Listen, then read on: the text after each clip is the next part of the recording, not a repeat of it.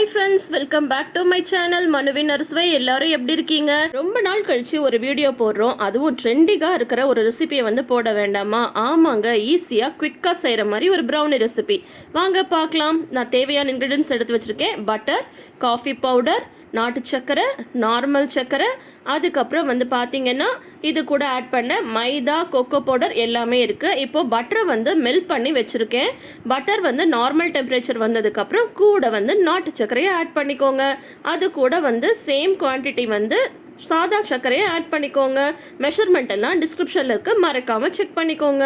இது கூட வந்து 1 டீஸ்பூன் வெனிலா எக்ஸ்ட்ராக்ட் ஆட் பண்ணிக்கோங்க. ஏன்னா நம்ம வந்து முட்டை ஆட் பண்ண போகிறோம். ஸோ அதோட முட்டை வாசனை வராமல் இருக்கணும் இல்லையா?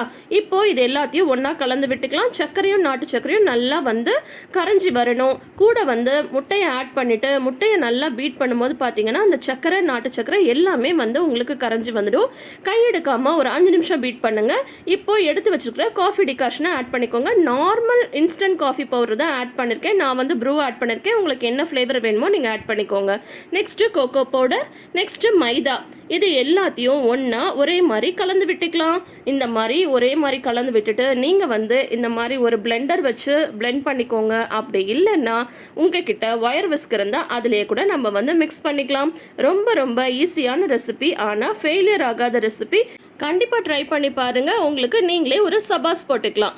இப்போது நான் ஒரு 8 இன்ச் பேன் எடுத்திருக்கேன். அதில் வந்து பார்ச்மெண்ட் பேப்பர் போட்டிருக்கேன். நம்ம ஆட் பண்ணி வச்சுருக்கிற இந்த ப்ரௌனி மிக்சரை வந்து இது கூட ஆட் பண்ணிக்கலாம். அது கூடயே வந்து உங்களுக்கு தேவைப்பட்டால் சாக்லேட் சிப்ஸ் ஆட் பண்ணிக்கலாம், நட்ஸ் ஆட் பண்ணிக்கலாம். அது வந்து நம்மளோட இஷ்டம் தான். நான் வந்து சாக்லேட்ஸும் ஆட் பண்ணியிருக்கேன், மேலே வந்து சாக்லேட் சிப்ஸும் ஆட் பண்ணியிருக்கேன். ஆல்ரெடி ஒரு அடி கனமான கடாயை வந்து 10 நிமிஷம் ப்ரீ ஹீட் பண்ணியிருக்கேன். அதில் இந்த டின்னை எடுத்து வச்சுட்டு நல்லா மூடி வச்சிடலாம். 20 25 நிமிஷம் வெயிட் பண்ணி பாருங்கள். நம்ம ஃப்ளேமை வந்துட்டு மீடியம் லோவில் வந்து வச்சுக்கோங்க. ரொம்ப வந்து சிம்மில் வைக்காதீங்க, மீடியம் லோவில் வந்து வச்சுக்கோங்க. நம்ம ஓவன் இல்லாமல் பண்ணுறதுனால டைமிங் வந்து டிஃபர் ஆகும். ஸோ அதை மட்டும் செக் பண்ணிக்கோங்க.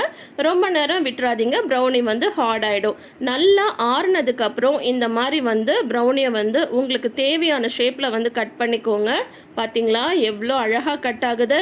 ஓவன் இல்லைங்கன்னா என்னங்க, தாராளமாக வீட்டில் இருக்கிற கடாயை வச்சே நம்ம எல்லா டிஷ்ஷுமே வந்து ட்ரை பண்ணி பார்க்கலாம். பர்ஃபெக்டான ரெசிபி. எவ்வளோ சாக்கியாக வந்திருக்கு பாருங்கள். இருங்க, அந்த பீஸை வந்து நான் எடுத்து காட்டுறேன். பார்க்கும்போதே உங்களுக்கே டெம்ட் ஆகும். ஐயோ, இன்றைக்கே நம்ம இந்த ரெசிபி வந்து செஞ்சு பார்க்கணும் அப்படின்னு சொல்லிட்டு தோணும். கண்டிப்பாக செஞ்சு பாருங்கள். குட்டீஸ்க்கெல்லாம் லீவ் விட்டாச்சு இல்லையா? அதனால் இந்த ரெசிபி மேலே வெனிலா ஐஸ்கிரீம் வச்சு கொடுத்து பாருங்களேன். சூப்பராக சாப்பிடுவாங்க. ட்ரை பண்ணி பாருங்கள். மறக்காமல் நம்ம சேனலை சப்ஸ்கிரைப் பண்ணிக்கோங்க. தேங்க்யூ.